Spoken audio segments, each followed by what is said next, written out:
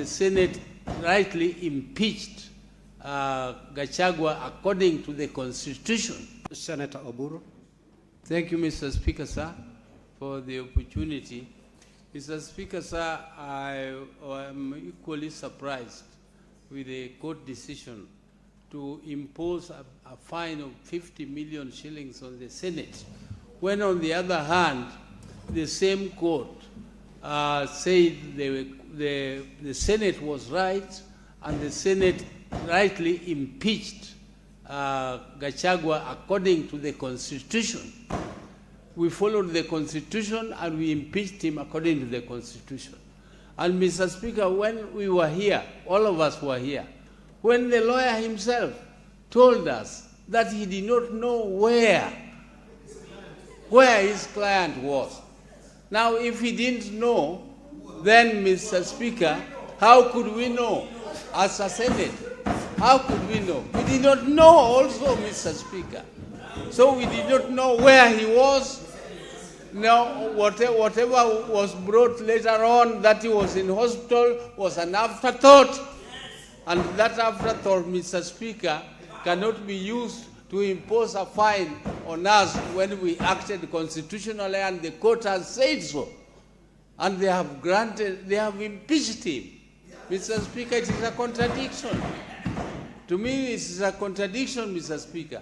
How could you impeach somebody for having breached the Constitution, and therefore the Senate was right, and on the other hand,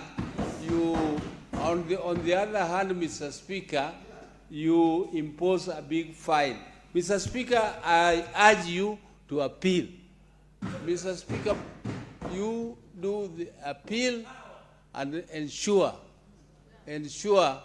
that the court,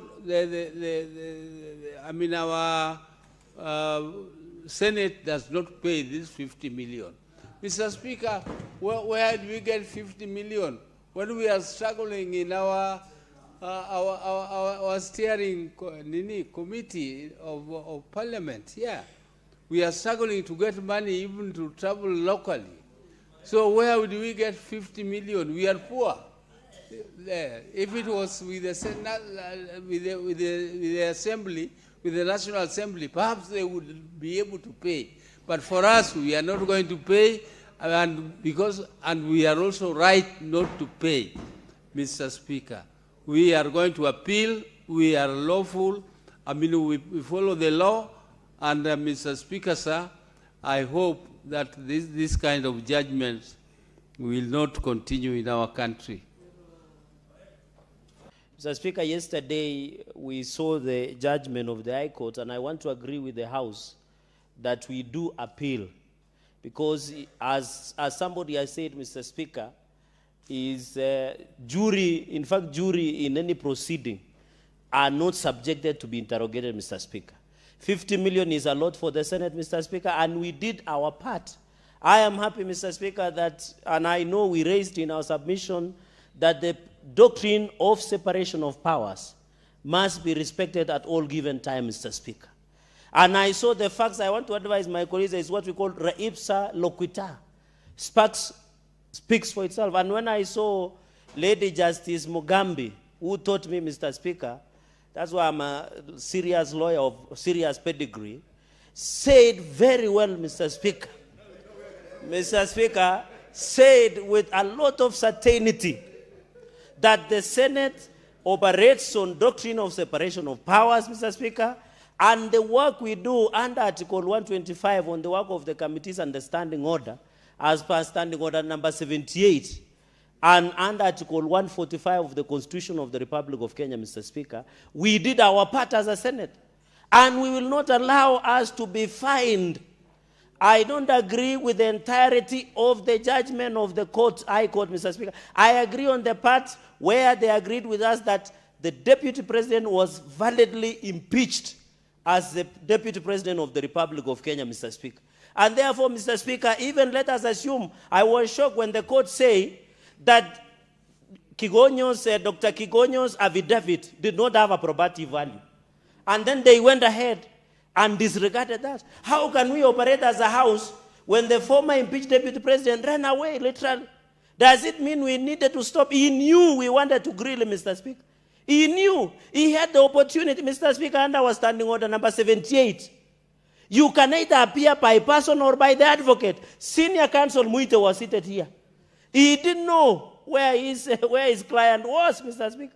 And we know members of this house, which I am privy to, went and told him, run away, because we were going to fire and grill you and impeach you, Mr. Speaker, for violating the Constitution. And I can name names, Mr. Speaker, like the acting DCP SG was the one advising him to run away, Mr. Speaker. Mr. Speaker, we must stand our ground. And the High Court, Mr. Speaker.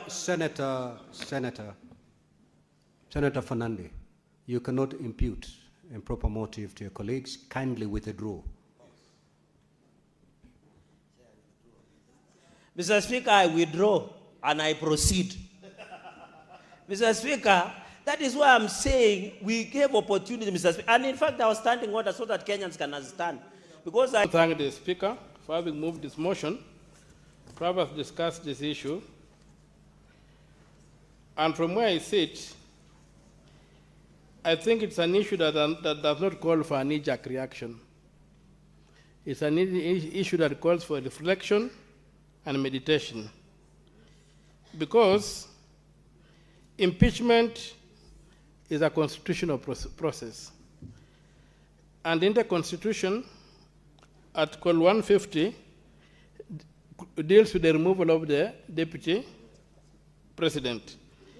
When you look at Article 150, Clause 2, it says the provisions of Articles 144, that's removal on the basis of health, and 145, the impeachment, relating to the removal of the president shall apply with necessary modifications to the removal of the deputy president. Mr. Speaker, sir, I would like us to take lessons from the judgment instead of condemning it. Because when I look at it, and I'm still convinced, even from the day this impeachment came here, that this House was not prepared for the impeachment of a deputy president. I say so because we did not have that law that would modify the impeachment of the president to apply to the deputy president.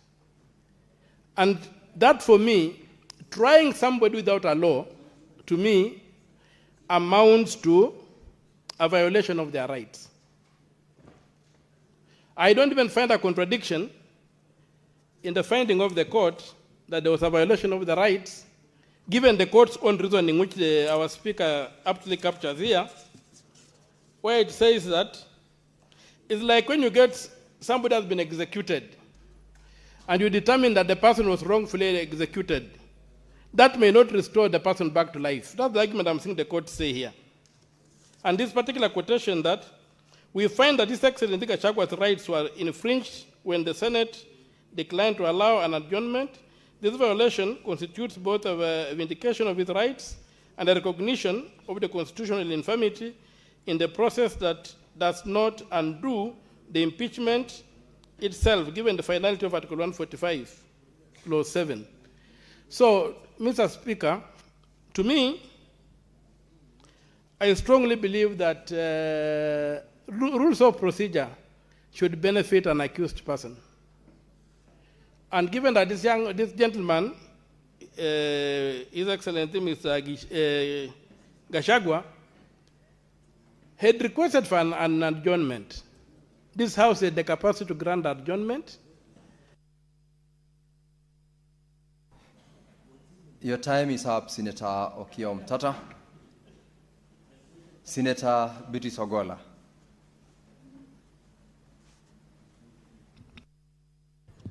I thank you, Honorable Speaker. And Honorable Speaker, I rise to support the communication you have just read this afternoon.